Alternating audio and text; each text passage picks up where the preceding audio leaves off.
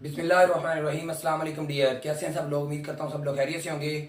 बच्चों, आज का जो हमारा टॉपिक है second year biology chapter number 15 और उसका जो अगला टॉपिक है क्या नाम है जी, osmoregulation in animal. Osmoregulation को हमने डिस्कस कर लिया था कि ऑस्मो रेगुलेशन क्या होता है। अगर आपने उसके बारे में नहीं सुना या उसके बारे में आपको नहीं आइडिया तो उसका लिंक इस डिस्क्रिप्शन में मौजूद है, तो आप उधर से सुन सकते हैं। तो आज का जो हमारा टॉपिक है वो है ऑस्मो रेगुलेशन इन एनिमल। अगर हम एनिमल की बात करें तो एनिमल के अंदर जो ऑस्मो रेगुलेशन का जो प्रोसेस है, मीन टू से कि एनिमल के अंदर वाटर और जो साल्ट की जो कंसंट्रेशन होती है, इसको जो मेंटेन करना होता है, ये मोर क्रिटिकल होता है as compare to plant.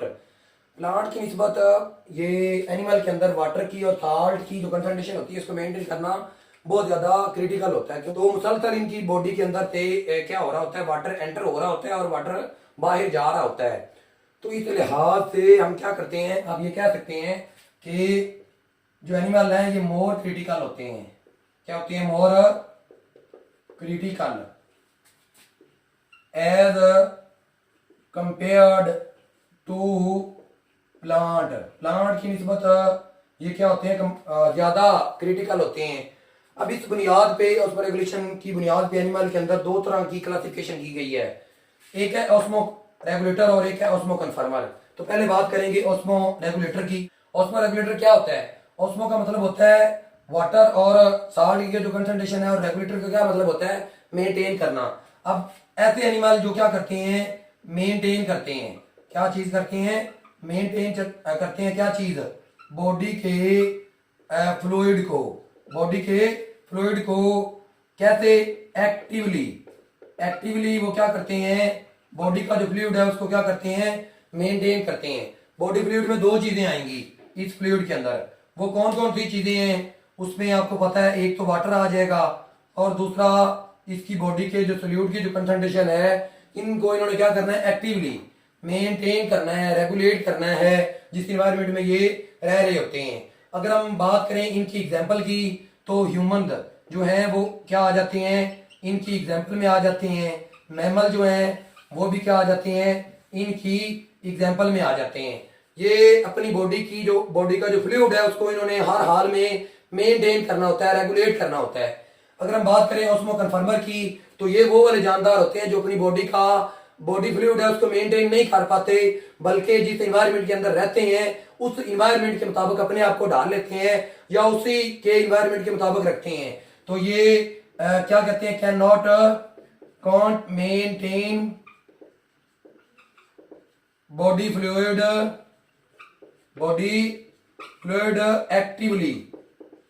Actively body का जो फ्लूइड है उसको मेंटेन नहीं करते। तो आप कहेंगे सर इनकी एग्जांपल में जो मोस्टली जो इनवर्टिब्रेट हैं, इनवर्टिब्रेट ज्यादातर वो आते हैं, और वर्टिब्रेट के अंदर हैग फिशिज आती हैं। वर्टिब्रेट के अंदर क्या आती हैं? हैग फिशिज। ये वो जानदार हैं जो ऑस्मो कन्फर्मर हैं। तो ये रेगुलेशन की बेस पे इनको दो कैटेगरीज में डिवाइड किया हुआ था, ऑस्मो रेगुलेटर और ऑस्मो कन्फर्मर।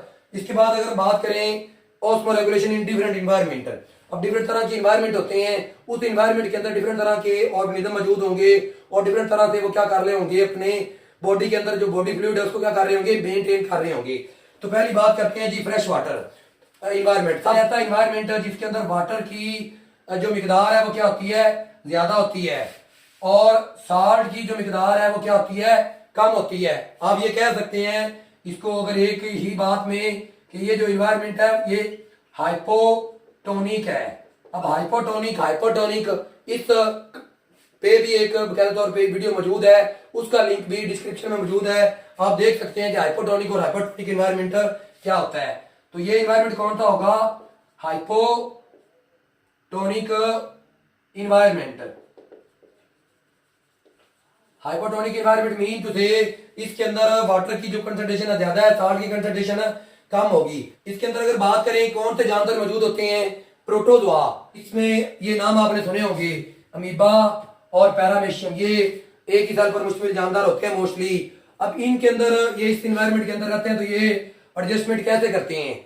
इनकी बॉडी के अंदर कॉन्ट्रैक्टाइल वैक्यूल होता है। क्या होता है बेटा? Contractile vacuole.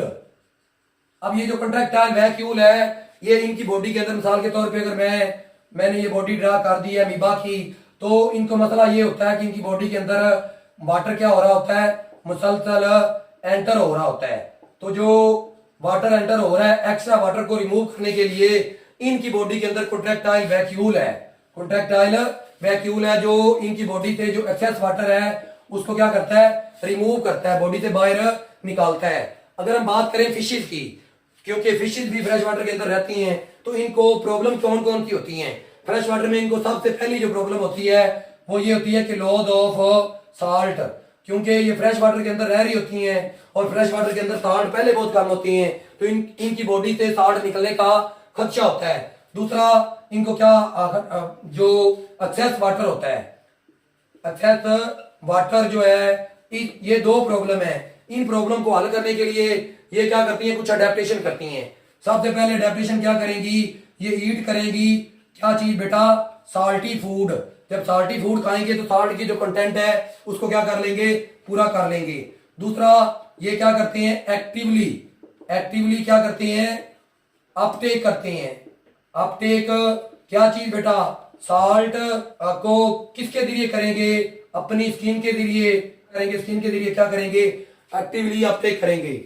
और दूसरी बात, ये जो वाटर है वो ज्यादा ड्रिंक नहीं करती, डोंट ड्रिंक वाटर, पानी को ज्यादातर ईट नहीं करती, क्योंकि अगर पानी को ईट करेंगी तो इनका जो यूरिन का प्रोसेस है उसके अंदर जो साल्ट के निकलने का खदशा होगा।